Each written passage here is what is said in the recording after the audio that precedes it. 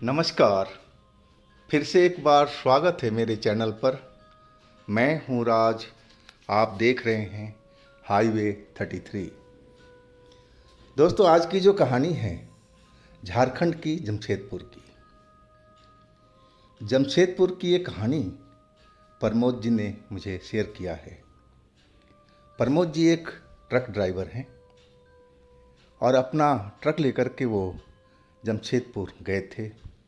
वहाँ तो उनकी ट्रक खाली हो चुकी थी और माल का इंतज़ार में वो ट्रांसपोर्ट वाले के पास में अपना ट्रक लगा करके बैठे थे। प्रमोद जी लखनऊ के पास के रहने वाले थे और उनके साथ में जो लड़का था वो भी उनके जो असिस्टेंट था वो भी उनके पास में था। और वो वक्त था लॉकडाउन फर्स्ट का। वैसे तो लॉकडाउन का हल्ला बहुत पहले से चला आ रहा था, लेकिन लगेगा नहीं लगेगा इसका कन्फ्यूज़न लगा हुआ था। खैर छोड़िए, चलते हैं हम कहानी की ओर। लेकिन दोस्तों, कहानी में जाने से पहले अगर आप मेरे चैनल पर नए हैं और अभी तक आपने मेरा चैनल को सब्सक्राइब नहीं किया है तो प्लीज़ कर लीजिए और साथ में बेल आइकन को दबाना ना भूलिएगा। तो शुरू करते हैं आज की कहानी।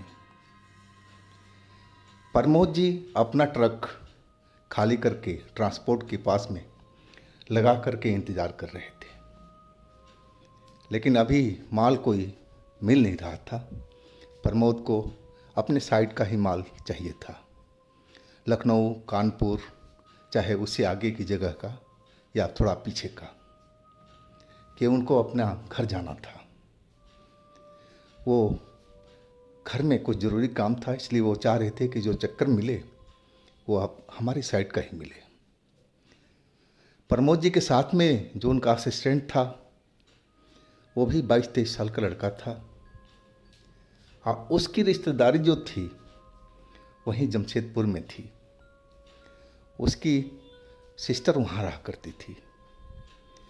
अब 3 दिन तो हो चुका था ट्रांसपोर्ट पर ट्रक लगाए, लेकिन अभी माल का कोई पता नहीं था। और इसी बीच लॉकडाउन का तैयारी हो चुकी थी। पता नहीं कब से लॉकडाउन लग जाए। लोगों में बहुत अफरा तफरी थी। सब कोई अपने घर में राशन पानी सब कुछ इकट्ठा करके रखना चाह रहा था। प्रमोद जी भी अब चिंतित हो उठे थे कि वो तो घर से, गांव से अपना बहुत दूर हैं और नए शहर में हैं। लेकिन जो उनका असिस्टेंट था वो कहने लगा, उस्ताद पता नहीं कब से लॉकडाउन लगेगा, अब तो हम लोग शायद फंस जाएंगे यहीं पर। मैंने बोला कि नहीं नहीं, ऐसे कोई बात नहीं है, लॉकडाउन का तो शोर हमने काफ़ी दिन से सुन रहा है, लेकिन लगा क्या? अरे चलता रहेगा, हम लोग यहाँ से निकल जाएंगे, हो सकता है कि लॉकडाउन ना भी लगे। तो कहने लगा कि उस्ताद मैं अपना सिस्टर के पास से थोड़ा घूमा, जब यहाँ पर आए हैं और सुबह से शाम तक बैठे रहते हैं, कोई काम तो है नहीं, तो क्या कहते हो? मैंने कहा बिल्कुल चले जाओ, शाम को निकल जाना और सुबह में आ जाना। और वो लड़का शाम को चला गया था। अब हमें चौथा दिन वहाँ पर हो चुका था माल के इंतज़ार में।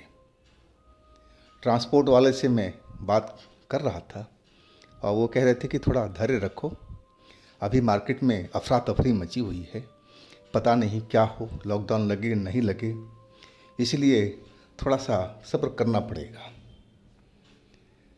अब तो मेरे पास में सब्र के अलावा कुछ था ही नहीं और वही मैं सब्र कर रहा था। लड़का भी चला गया था और वो सुबह में आया नहीं। मैंने करीब 11 बजे के आसपास फ़ोन किया तो कहने लगा, अरे उस्ताद आपको खबर नहीं मिली, लॉकडाउन लग चुका है, अब मैं कैसे आऊँ, रिश्तेदार मेरे मना कर रहे हैं। यानी चलो अच्छी बात है, तुम तो सुरक्षित जगह पर पहुँच गए हो, कोई बात नहीं। अब वास्तव में लॉकडाउन का मुझे जानकारी नहीं थी।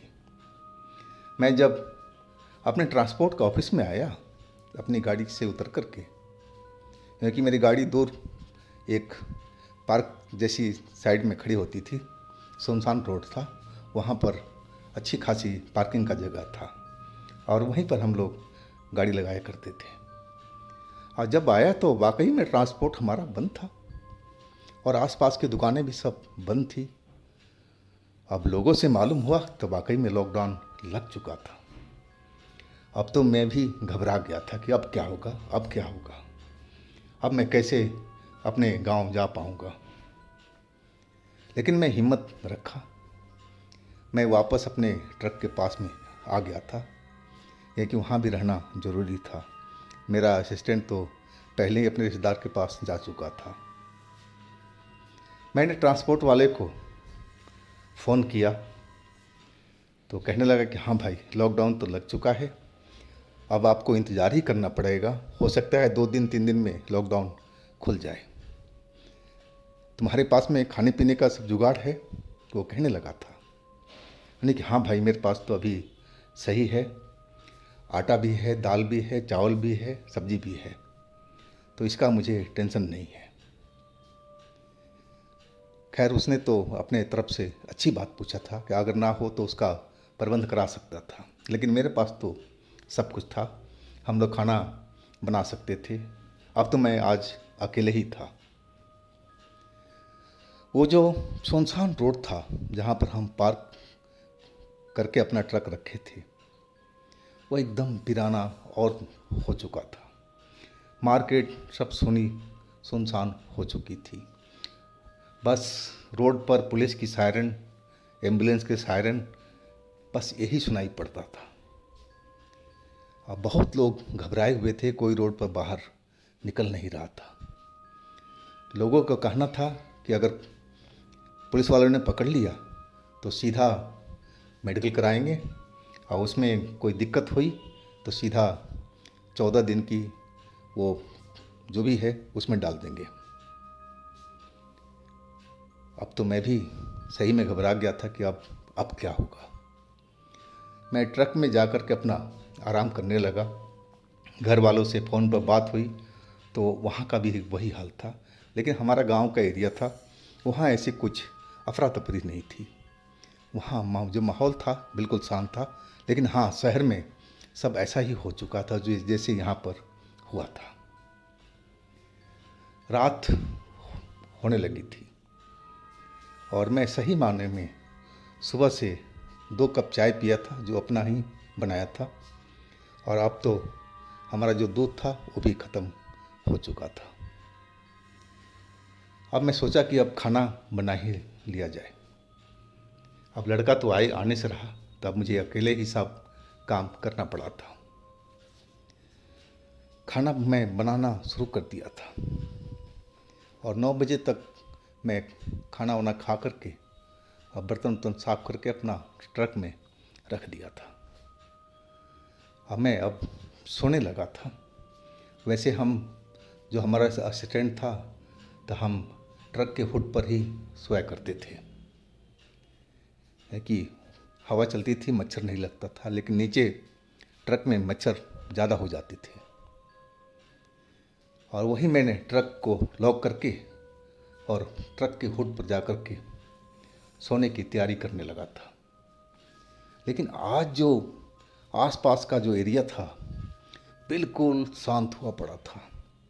कोई ट्रैफिक की आवाज़ नहीं, बस कुछ देर में, घंटे 2 घंटे में वही एम्बुलेंस की आवाज़ सुनाई पड़ जाती थी कभी कभी।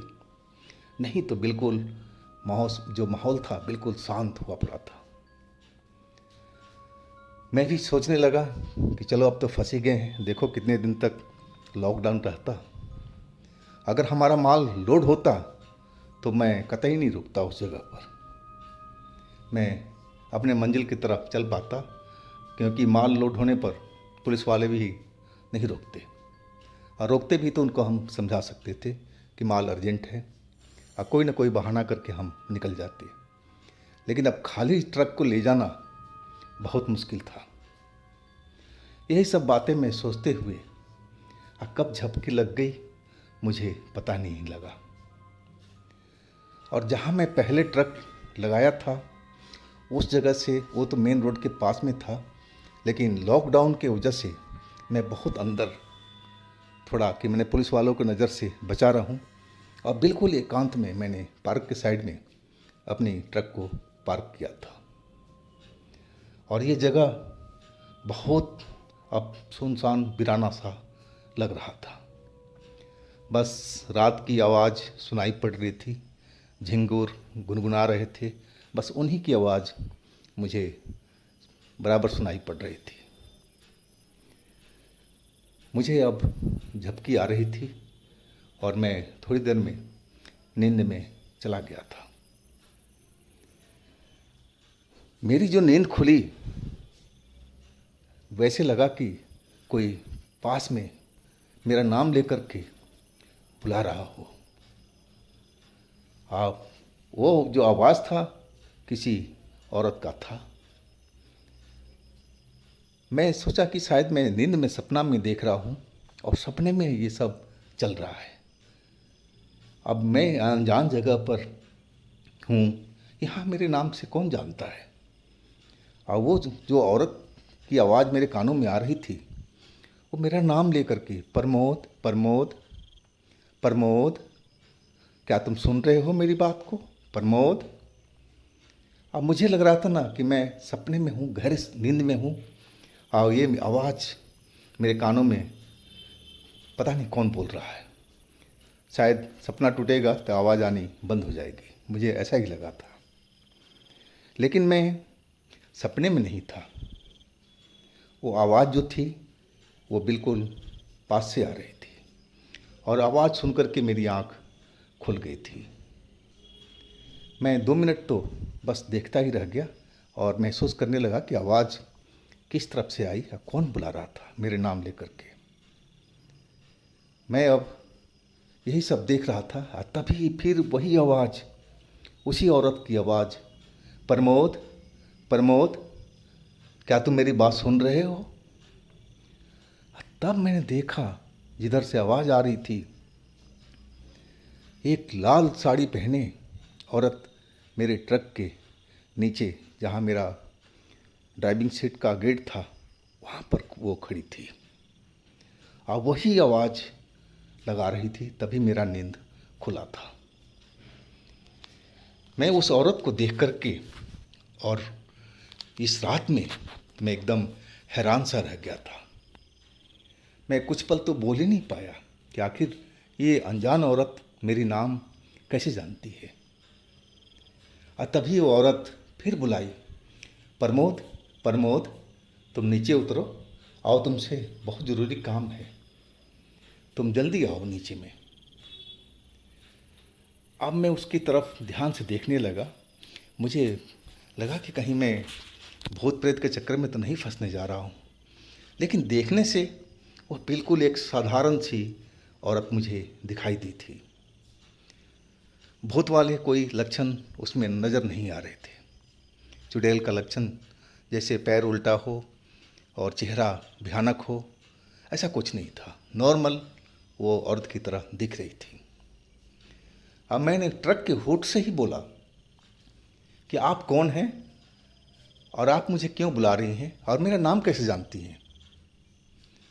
मेरी बात सुनकर के वो कहने लगी, प्रमोद प्रमोद, तुम मेरी बात सुनो, मैं एक मुसीबत में हूँ और तुम्हारा मदद चाहिए। तुम नीचे आओ, मैं तुम्हें जानती हूँ। अब मैं उसको तो जानता नहीं था, ना कभी देखा था। वो कैसे मुझे जानती है, वो भी अनजान शहर में। अगर हमारा शहर हो तो चलो कोई ना कोई जान पहचान निकल जाएगी, लेकिन ये तो बिल्कुल अनजान शहर था और मैं कैसे मान लूँ कि ये मुझे जानती है। मैं कहने लगा कि आप हैं कौन और मुझे कैसे जानती है और क्या काम है आपको मुझसे। वो कहने लगी कि देखो, मेरा बच्चा बगल में एक गड्ढे में गिर गया है और वो निकल नहीं पा रहा मेरे से, थोड़ा मेरा मदद कर दो, चलकर उस बच्चे को निकाल दो। वो बहुत परेशान है, रो रहा है, अगर नहीं निकाले तो मर भी सकता है। अब जहाँ बच्चे की बात आ जाए तो आत्मा तो डर जाता है, कांप जाता है कि बच्चे पे कोई खतरा ना हो। हम तो अपनी जान का भी दांव पर लगा देते हैं बच्चे के लिए। अब फिर मैं उससे सवाल बिल्कुल नहीं पूछा और जल्दी से होठ से नीचे उतर गया। जब मैं पास में आया नीचे उतर कर के, तो मैं कहने लगा, कहाँ पर है आपका बच्चा, किस साइड में है, चलो मैं निकालता हूँ।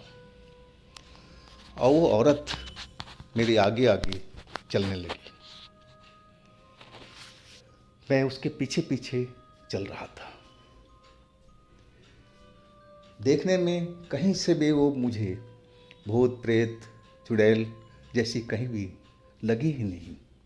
नॉर्मल एक औरत की तरह वो चलती जा रही थी। हम तो बहुत उस रास्ते में अंदर आ चुके थे। मैं कहने लगा, अरे आपका कहाँ है बच्चा, आप बताओ तो सही, हम तो इतनी दूर आ चुके हैं। और दूसरी चीज़, आप मुझे कैसे जानती हो। वो कहने लगी, पहले मेरे बच्चे को बचा लो, फिर मैं तुम्हें सब कुछ बताती हूँ। आगे आगे चलती जा रही है, मैं पीछे पीछे उसका चल रहा हूँ और मैं लगभग 1 किलोमीटर तक आगे निकल आए थे, मुझे इतना अंदाज़ा था। और मैं अब परेशान हो चुका था क्योंकि बच्चा कहीं पर नज़र नहीं आ रहा था और औरत वो सीधी चलती जा रही थी, पता नहीं कहाँ वो मुझे लेके जा रही थी। अब मैं एक जगह पर रुक गया। मैं कहने लगा कि सुनो, कहाँ है आपका बच्चा। वो हमारी तरफ मुड़ी। अब जब मुड़ी ना, तब मैं उसका चेहरा देख करके कांप गया था। वो पहले वाली शक्ल नहीं थी उसकी, बिल्कुल खूंखार चेहरा, जैसे चुड़ैलों को बताया जाता है, डायनों को बताया जाता है कि चेहरा बहुत ही भयंकर है, वैसा ही चेहरा उसका हुआ पड़ा था। उसकी जो चेहरे की मांस थी, लग रहा था कि सूख चुका है, बिल्कुल पिचका हुआ, आंखें अंदर धसी हुई, काली काली सी आंखें अंदर गड्ढे में दिखाई पड़ रही थी। और वो हंसने लगी, अचानक हंसी।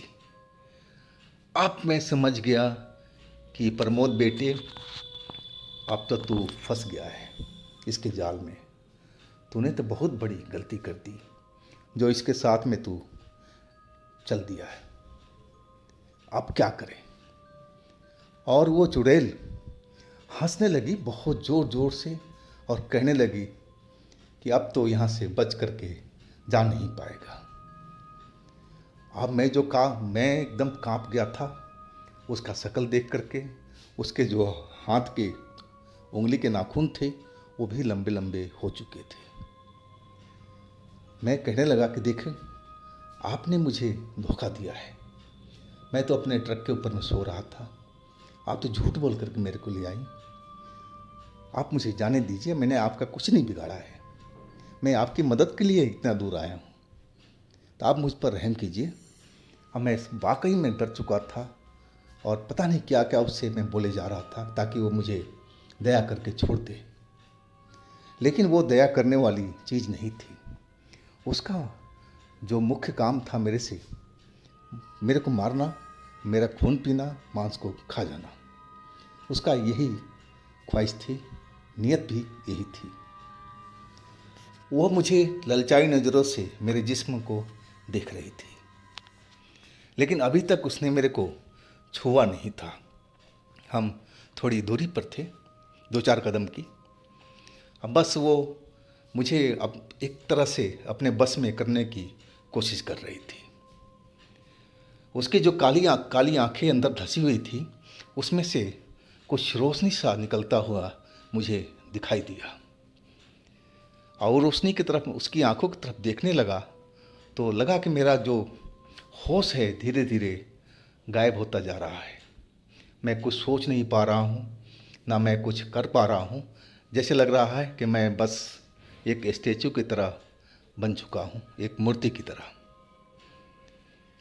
अब इतना करने के बाद में मैं अपनी जगह पर बिल्कुल हिल नहीं रहा था, ना कुछ बोल रहा था, बस मैं खाली देखते जा रहा था।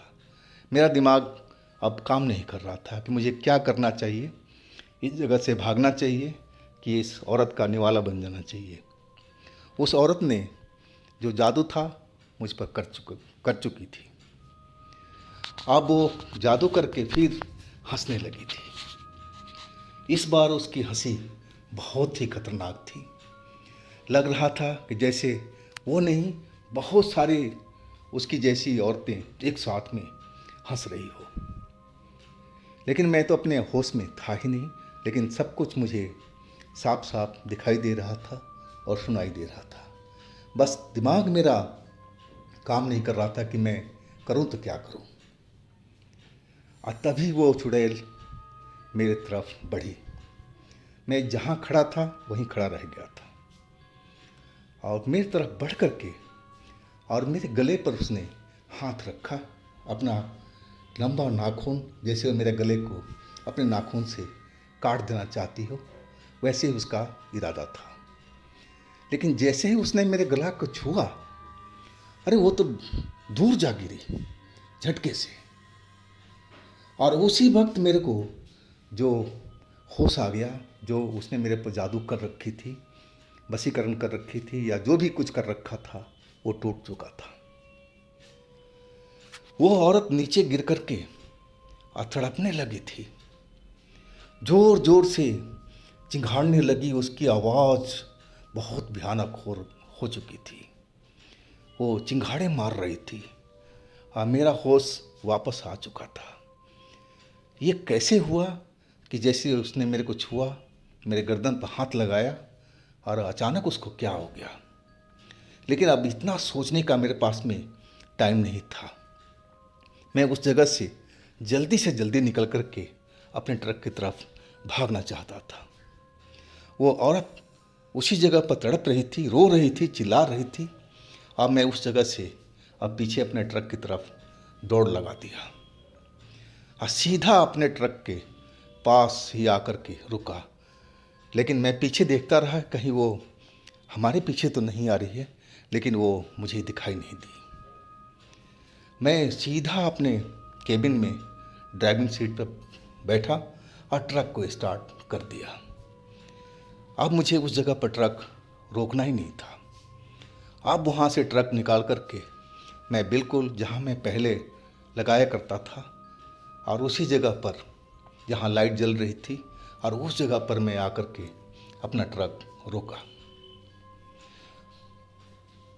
रोकने के बाद में काफ़ी देर तक मैं डर से कांपता रहा था। अब रोड पर तो कोई दिखाई नहीं पड़ रहा था कि मैं किसी से मदद मांगूं, लेकिन मेरी नज़रें उसी रोड पर टिकी हुई थी। लेकिन वो औरत मुझे दिखाई नहीं पड़ी। अब रात तो मेरी ख़राब हो ही चुकी थी, सारी रात गुजर गई थी। मैं उसी रोड पर निगाह लगाए हुए देख रहा था कि अगर वो दोबारा औरत दिखाई पड़ेगी तो यहाँ से भी मैं आगे कहीं मेन रोड पर निकल जाऊँगा, चाहे पुलिस पकड़े चाहे डॉक्टर पकड़े। मैंने ऐसा ही अपना निर्णय कर लिया था। लेकिन औरत दोबारा मेरे पास में नहीं आई। अब सुबह हो चुकी थी, लेकिन सुबह भी क्या होना था, सब लोग तो अपने घरों में बंद थे, कोई रोड पर नज़र नहीं आ रहा था। अब मैं वही रात का घटना का मन में ध्यान करने लगा कि ये औरत कौन थी, मेरा नाम कैसे जानती थी, और वो लास्ट में मेरा गला जब पकड़ी तो उसको क्या हो गया था कि वो मुझे छोड़ करके तड़पने लगी थी गिर करके। और तभी मेरे को गले में वो लॉकेट हनुमान जी वाला ध्यान आ गया। मैंने देखा तो मेरा लॉकेट जो लाल धागे में था वो बिल्कुल मौजूद था। अब मुझे समझ में आ गया सारा खेल कि उस चुड़ैल ने जब तक मेरा बदन को नहीं छुआ था तब तक तो उसका जादू मेरे पर चल रहा था। आज जैसे ही वो मेरे को मारने पर उतारू हुई, जैसे ही उसने मेरा गला को पकड़ना चाहा और उसी वक्त वो लॉकेट से उसका हाथ टच हो गया था। और तभी उसके साथ में ऐसा हुआ कि झटके खा कर के दूर जा गिरी थी और मेरी जान बच पाई थी। अब मैं उस जगह पर मजबूरी में रहना पड़ा था। मैं ट्रांसपोर्ट से वाले से बात किया, सारा घटना को बताया, तो वो कहने लगा कि भाई वो अंधेरी जगह में तुम्हें जाने की क्या ज़रूरत थी, तुम हमारा जो ऑफिस है वहीं पर ट्रक लगा के बैठे रहते, कोई पुलिस वाला आता तो बता देते कि हम तो दूर के हैं जी, अब बिना माल के कैसे जाएंगे हम, कोई ना कोई उपाय या मेरे से बात करवा देते। वो मुझे डांटने लगा था कि तुमने बहुत बड़ी गलती की थी, ऐसा अंधेरे में जाना नहीं चाहिए था इतना दूर। अब मैं तो गलती कर लिया था, अब तो क्या किया जाए। लेकिन 3 दिन मुझे वहाँ पर और निकालना पड़ा था, और उसके बाद में उस ट्रांसपोर्ट वाले ने मुझे सरकारी काम में लगा दिया था। सरकारी काम का, दवाइयों का, वो हमारा बुकिंग हो चुकी थी, और उसमें मैं अपना ट्रक को लेकर के निकला था। लेकिन सफ़र लंबा नहीं था, लेकिन जहाँ तक था वहाँ तक मैं सुरक्षित चला आया था, और उसके बाद आहिस्ता आहिस्ता करके मैं निकलता रहा और अपने घर तक सही सलामत पहुँच गया था। तो दोस्तों, ये थी आज की प्रमोद जी की अपनी कहानी। अगर आपके पास भी इस तरह की कोई घटना है तो आप मुझे इंस्टाग्राम में या मेरे व्हाट्सएप नंबर पर शेयर कर सकते हैं। और दोस्तों, मेरे दूसरे चैनल पर भी जाइए, उनमें भी अच्छी अच्छी कहानियाँ हमने डाली हुई है जो बेहद आपको पसंद आएगी। चैनल का लिंक नीचे डिस्क्रिप्शन बॉक्स में दे रखा हूँ, तो एक बार उन कहानियों का भी मज़ा लीजिएगा। और दोस्तों, मेरे इस चैनल को भी लाइक कीजिएगा, सब्सक्राइब कीजिएगा, शेयर कीजिएगा, और फिर मिलते हैं अगले दिन एक नई घटना, एक नई कहानी के साथ में। आप लोग अपना बहुत ही ख्याल रखिएगा। नमस्कार।